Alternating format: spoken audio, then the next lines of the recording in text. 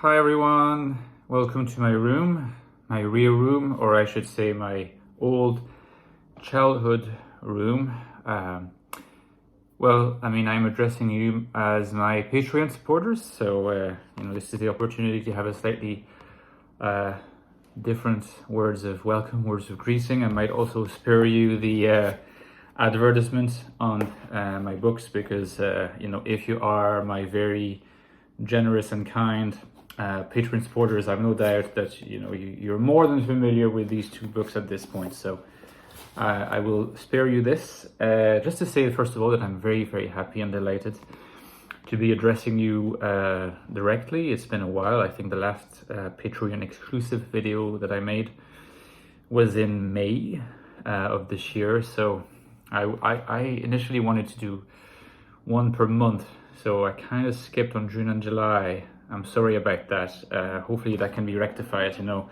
I'll keep using the excuse of the wedding, and everything that happened around that. But it's not a reason that I can use for forever. So we'll see.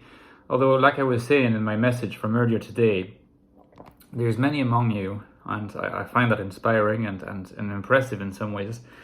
Many among you who basically are saying, we appreciate that you want to make Patreon exclusive videos, but just share it with the wider community. It's for the greater good of INFJs and of people way beyond the INFJ persuasion. It's in the interest of the topic and of people to share these videos across the board. So I completely agree with this. But at the same time, you guys are generous and you are helping. You're really helping me. I don't want to go into the detail of how much that helps, but it really helps.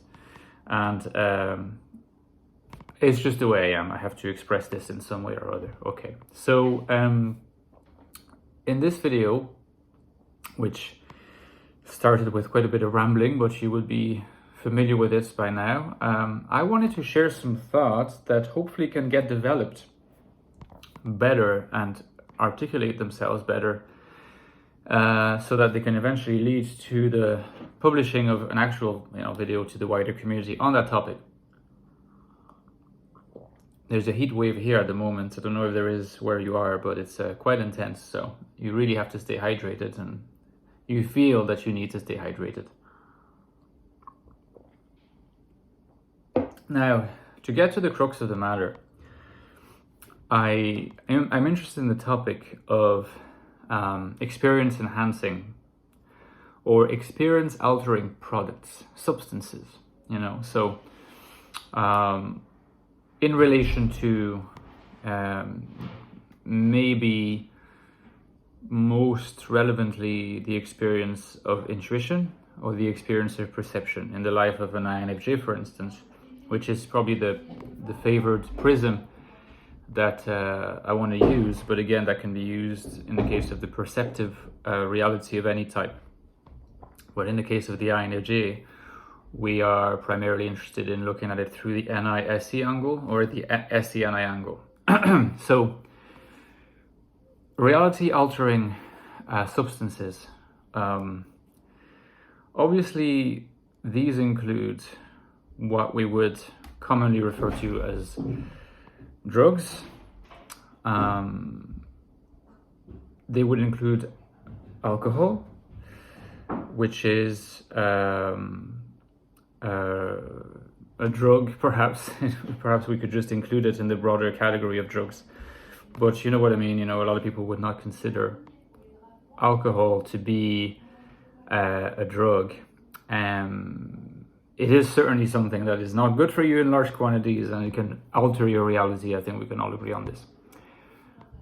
And I would also like to add to this something that you might not have expected, but because it's linked to some experiences and reflections I've had. But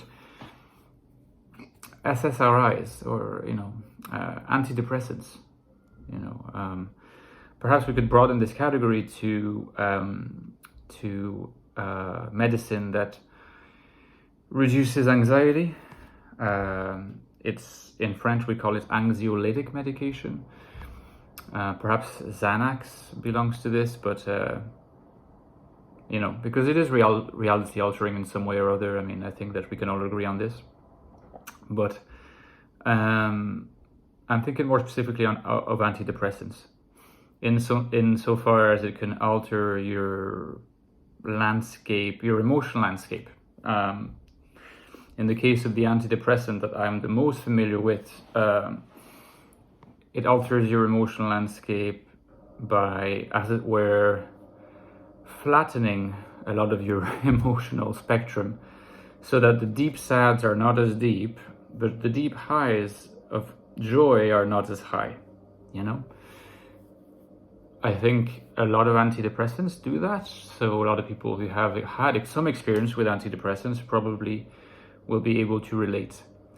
And so I want to discuss this topic because there's lots of different ways of looking at reality altering substances in relation to one's perceptual reality via the sort of prism of the cognitive functions. You have, on the one hand, people who are quite excited and positive about, say, mushrooms or acid, or more generally what are referred to as psychedelics. So that's within a particular category of drug, because you have the recreational drugs and then the not so recreational drugs. So if we focus on the recreational, MDMA is not a psychedelic drug, and it's certainly reality altering in a way that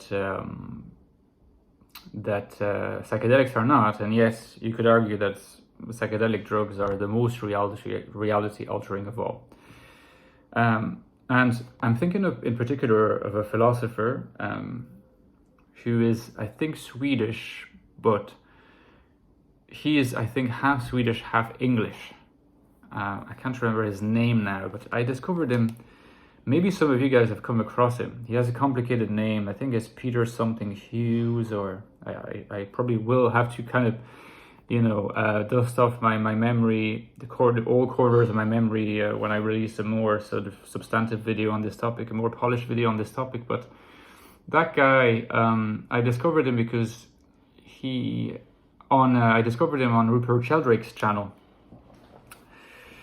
He has, or like Rupert Sheldrake has a video that he uploaded, maybe, I don't know, I want to say maybe 4 or 6 months ago at this stage, on Spinoza. I think he discusses, it's like a little panel thing where it's just him and that guy, Peter something. I think it's Peter, but it could be totally different and I'm not remembering correctly.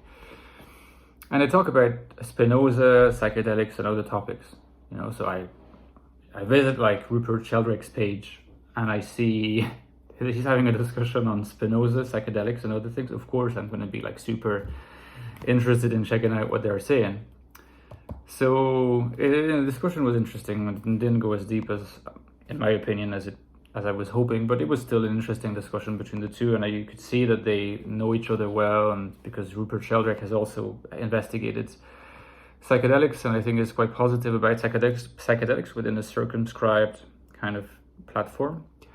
And that guy also, in fact, that guy is an academic philosopher. His profession is a philosopher, and his main angle of research is philosophy and psychedelics.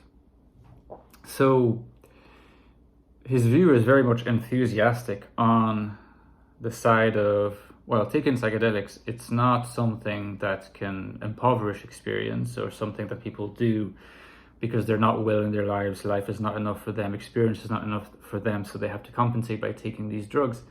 He's saying, well, if you see a beautiful landscape or if you listen to beautiful music, why think in terms of, well, that's enough for me, I don't need to take drugs? Why not take psychedelics on top to make the experience even fuller, even more beautiful? So he's thinking in terms of enriching like these reality and experience altering substances as a way of enriching experience. Now he's focusing on psychedelics. I'm not saying that he's applying that to alcohol or to antidepressants, of course, but it's just a way of illustrating how you could have a positive account of these drugs. And a lot of people, including in my community, there are some people who are very positive about these experiences in the right context. Now, I've never done psychedelics, So it's hard for me to know what to say. But I am a little cautious. And I think part of the reason why I'm cautious is that I tend to be afraid of what it's doing to my brain. Is it going to mess with my brain irreparably? You know, that's the kind of fear. Is that a fear that is rational, or is it a control thing? You know, because I think that it could be related also to this notion of the proactive INFJ that I developed a little bit alongside the pure perception INFJ and the analytical INFJ. But I get a sense that maybe the proactive INFJ is more controlling over their environments, perhaps a little bit over others, which is not surprising given that the proactive INFJ is probably closer to the ENFJ than either the analytical INFJ or the pure perception INFJ. Controlling over themselves too, so they like to be in control, and by definition psychedelics seem to be the ultimate control release, so it's kind of scary to someone like me, and I'm not particularly tempted.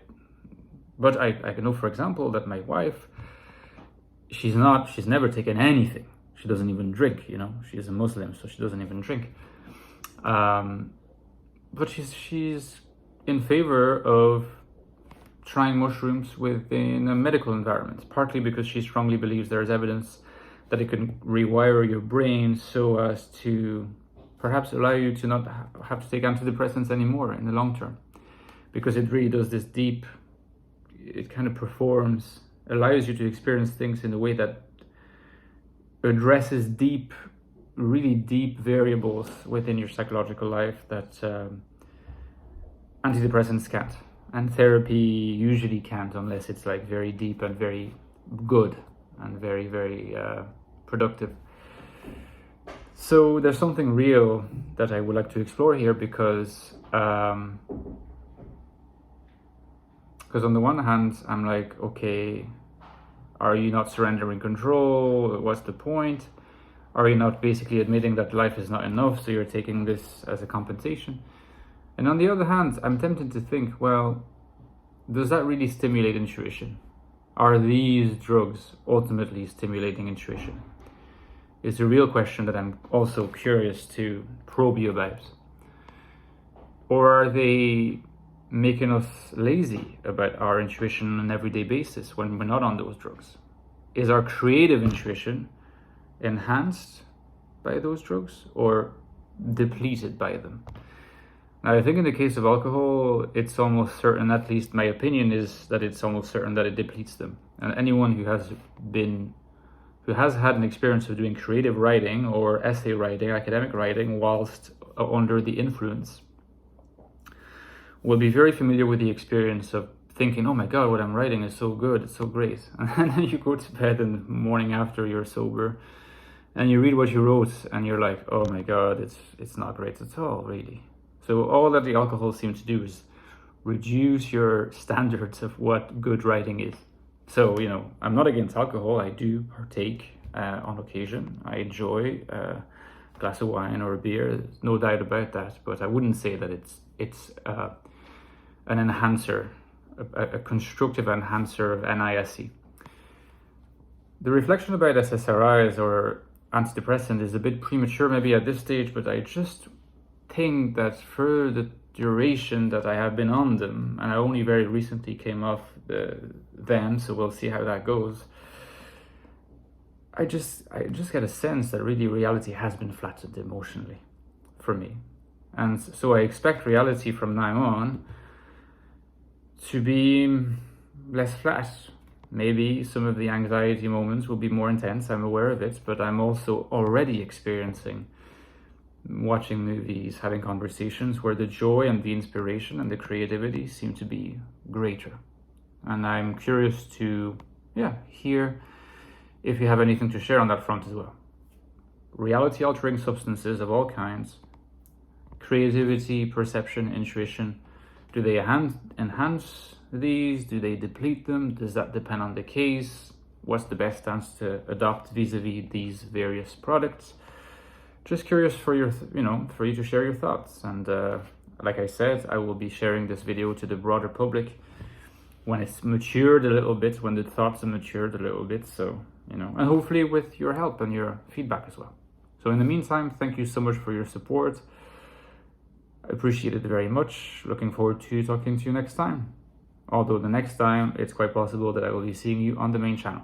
All right, enjoy the rest of your Wednesday, guys. I get confused because it's, I'm on holiday still. So enjoy the rest of your Wednesday, and I will see you on Saturday for the next YouTube video.